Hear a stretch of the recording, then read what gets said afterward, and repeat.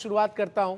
किस तरीके से आप देख रहे हैं घाटी में चुनाव जो है उसकी वापसी हुई है 10 साल बाद जो है वो लोग अपने मताधिकार का प्रयोग कर रहे हैं और जो 1 घंटे में अभी तक हमने लोगों से बातचीत की, एक्साइटमेंट साफ तौर पर उनके चेहरों पर नजर आ रही है। अमित जी, देखिए, टेक्निकली और ऑफिशियली तो चुनाव 10 साल बाद आ रहे हैं, मगर आप मुझसे सच पूछें तो सही में चुनाव आज जम्मू कश्मीर और कश्मीर में तकरीबन तकरीबन 35 साल के बाद आ रहे हैं। जी। 1987 के बाद जितने भी चुनाव हुए हैं जम्मू कश्मीर में, वो सब बंदूक की छाया में हुए हैं। और हम्म। हर एक चुनाव में बाइकॉट की कॉल थी, थ्रेट की कॉल थी, वोटर्स को जान से मारने की धमकी दी जा रही थी। तो हम्म। कहीं ना कहीं वो एक फ्री एंड फेयर एक्सरसाइज जो होना चाहिए था वोटिंग को लेकर, वो नहीं होता था। हम्म। इस बार पूरी उम्मीद है कि जो वोटिंग होगी, उसमें ना किसी बंदूक का डर है, ना इसमें किसी आतंकवादी का डर है, ना अलगाववादी संगठन का डर है, तो लोग बढ़ चढ़कर हिस्सा लेंगे। हम्म। और ये इसलिए भी यूनिक बन जाता है क्योंकि पिछले जितने भी वो कश्मीर वैली में हुए हैं, वो बड़े छोटे परसेंटेज में हुए, हजारों की तादाद में ही एमएलए की नुमाइंदगी हो जाती थी। इस बार क्योंकि एक्सपेक्टेड नंबर 50% के ऊपर हैं, तो इसलिए प्रीवियस ट्रेंड्स को लेकर भी प्रेडिक्ट करना बड़ा मुश्किल हो जाता है। इसके अलावा तकरीबन तकरीबन 25% वो लोग हैं जिन्होंने शायद पहले कभी वोट नहीं दिया है। हम्म। मैं तो कहूंगा कि 50% की जनता वो होगी जिन्होंने पहले कभी वोट नहीं दिया है, मगर 25% की वो जनता है जो आज 20 से 29 साल की उम्र के बीच में है और उन्होंने वोट नहीं दिया है। तो बड़े यूनिक डायमेंशंस हैं इस पूरे इलेक्शन में जम्मू कश्मीर के, और खासकर कश्मीर वैली के लिए, जो पहली बार हम्म। नए कश्मीर में इलेक्शन हो रहा है, बंदूक के डर के बिना हो रहा है। हम्म। वो सब अपने आप में एक यूनिक फ्लेवर लाता है पूरे इलेक्शन प्रोसेस में। और लोगों के बढ़ चढ़कर हिस्सा देने के जो दूसरा प्रूफ आता है आपके हम्म। पास, वो है नंबर ऑफ कैंडिडेट्स। जो आप कश्मीर में बदलाव देखना चाहते हैं, जो ट्रेडिशनल पार्टीज का जो पुराना राग है, जो 70 साल से राग चल रहा है, अलगाववाद का, रायशुमारी का, ऑटोनॉमी का, 370 का, 35 का, उससे बढ़कर आप बिल्कुल। आगे अपने लिए तरक्की देखना चाहते हैं, जी। ये एक और बड़ा बदलाव आया है।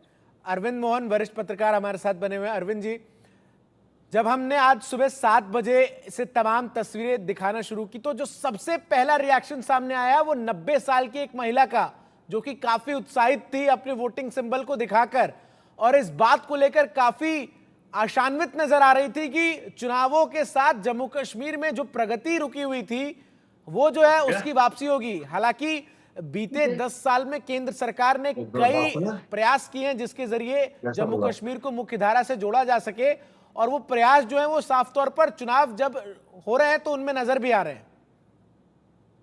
निश्चित रूप से जैसा रैना जी बोल रहे थे कि पहली बार है कि बिना किसी बैकआउट के कॉल के, किसी धमकी के, किसी ग्रुप के चुनाव पे आरोप लगाने के चुनाव हो रहे हैं। शांति से चुनाव हो रहे हैं, बड़े आराम से कंपेनिंग हो रही है। और सब मुश्किल इलाकों, उन मुश्किल इलाकों में जिनकी चर्चा ही हम सुन सुन के परेशान हैं। लेकिन असली मुद्दा वो नहीं है। असली मुद्दा ये है कि 5 साल का ये जो 370 हटने के बाद का बीजेपी का शासन है, और 370 हटाने का फैसला, और उसके पहले का भी बीजेपी पीडीपी के साथ। तो 10 साल का जो बीजेपी का शासन है केंद्र का और राज्य का, और 370 हटा है, वो उस पर एक किस्म का मैंडेट इस बार आना है।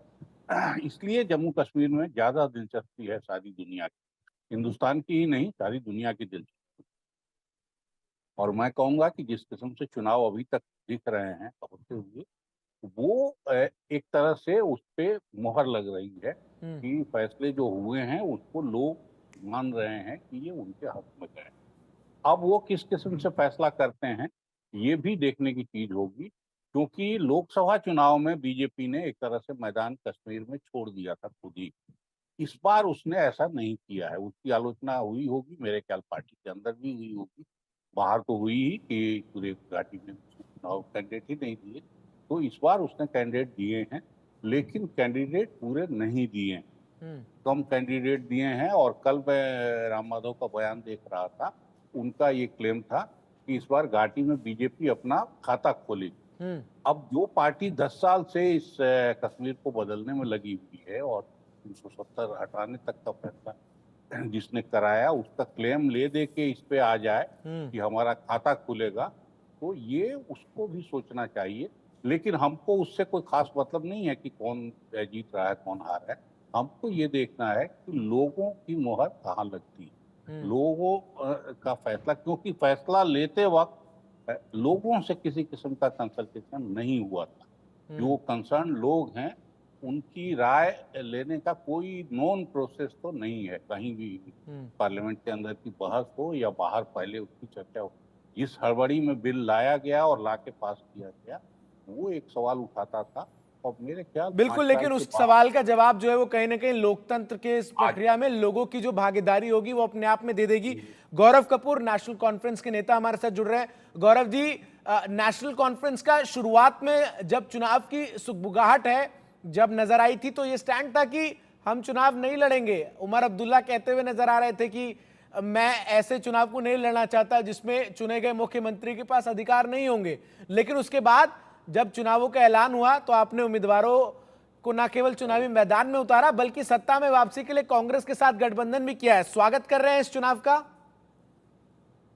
देखिए, बिल्कुल हम स्वागत करते हैं, क्योंकि हमारे लिए तो ये इलेक्शंस जो हैं, हमें लगता है पिछले 2014 में जब ये इलेक्शंस हुए उसके बाद ये आज इलेक्शंस हो रहे हैं। हमें तो जम्मू कश्मीर की जो खासकर आवाम है उसको तो ऐसे लगता है जैसे हमारे ये इलेक्शंस पता नहीं कितने सदियों के बाद यहाँ हो रहे हैं, क्योंकि पिछले 10 सालों में जो हमने यहाँ ब्यूरोक्रेट्स के अंदर जो हम लोगों ने यहाँ सर्वाइव किया है, वो हमारे जम्मू कश्मीर के जो लोग हैं वो इस चीज को बड़ी अच्छी तरीके से समझ सकते हैं। जहां तक आपने ये कहा कि उमर साहब ने पहले कहा हम नहीं लड़ेंगे, देखिए हम नहीं चाहते थे कि यहाँ वो हाल हो कि जो मरकज की सरकार सेंटर की जो दिल्ली की केजरीवाल सरकार के साथ करती है। हम नहीं चाहते, हम यहाँ चाहते थे कि यहाँ फुल स्टेट हमारा जो स्टेटहुड होता और यहाँ जो चीफ मिनिस्टर हैं वो फुल फ्लैज अपना काम कर सकें। लेकिन हमें उम्मीद है, जहां तक हमें सुप्रीम कोर्ट से पूरी उम्मीद है कि इलेक्शंस खत्म होने के बाद हमें जल्द से जल्द स्टेटहुड दिया जाएगा।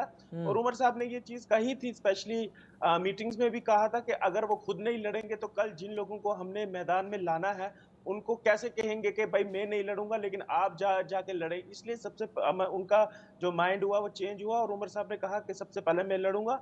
और उम्मीद करते हैं कि हम जम्मू कश्मीर के अंदर जो है ये सरकार जो है वो लोगों की चुनी हुई जो है वो जल्द से जल्द बने।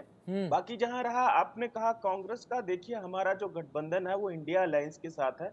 जम्मू कश्मीर में इंडिया अलायंस की पार्टी सिर्फ कांग्रेस थी यहाँ, तो इसलिए हमारा जो है जो अकार्ड जो है वो हमने कांग्रेस के साथ किया।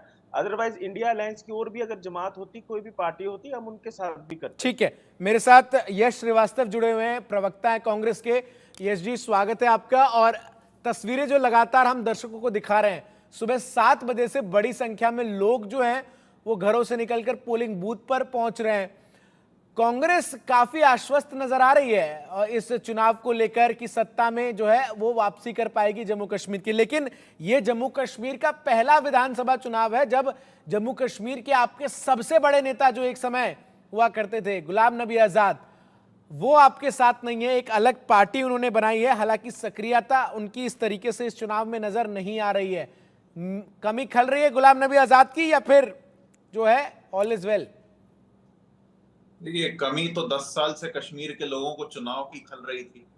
इंटरनेट शटडाउन किया आपने, कश्मीर को लॉकडाउन किया आपने, सभी विपक्षी नेताओं को उनके घर में बंद किया आपने, और उसके बाद आज यहाँ पे सुनने को मिलता है, यानी एक कोई मशहूर व्यक्ति हुए हैं जिन्होंने कहा कि देश 2014 के बाद आजाद हुआ, तो उसके बाद आज मुझे यहाँ सुनने को मिल रहा है कि कश्मीर में अब बंदूकों का डर नहीं है। इनको यही नहीं पता है कि 2019 से 24 के बीच में लगभग 4000 लोगों ने जान गंवाई है, सिविलियंस और सुरक्षा कर्मियों को मिला के। हाँ, एक बदलाव जरूर देखा हमने। जब भारत जोड़ो यात्रा कश्मीर पहुंची तो हमें बहुत तरीके से इधर उधर से खबरें दी गई थी झूठी, और मीडिया में भी शायद उड़ाया गया होगा कि भाई देखिए दूसरे झंडे लहराएंगे, पता नहीं क्या क्या होगा, उन्माद होगा, आतंकवाद होगा। लेकिन कश्मीर में उम्मीद से बहुत ज्यादा लोग आए कश्मीर के। उमर अब्दुल्ला साहब भी थे और सिर्फ तिरंगा झंडा दिखाई दिया। तो वो तमाम गलत बातें जो उड़ाई गई थी कश्मीर के खिलाफ, वो सारी उस यात्रा में ध्वस्त हो गई। और मोहब्बत का जो झंडा हम लेके चले थे वो हम अभी भी लेके खड़े हुए हैं। लेकिन यश जी, खिलाफ लोगों को बंद करने आप ही के सरकार में गृह मंत्री थे सुशील कुमार शिंदे, उन्हीं का ये बयान जो है कुछ दिन पहले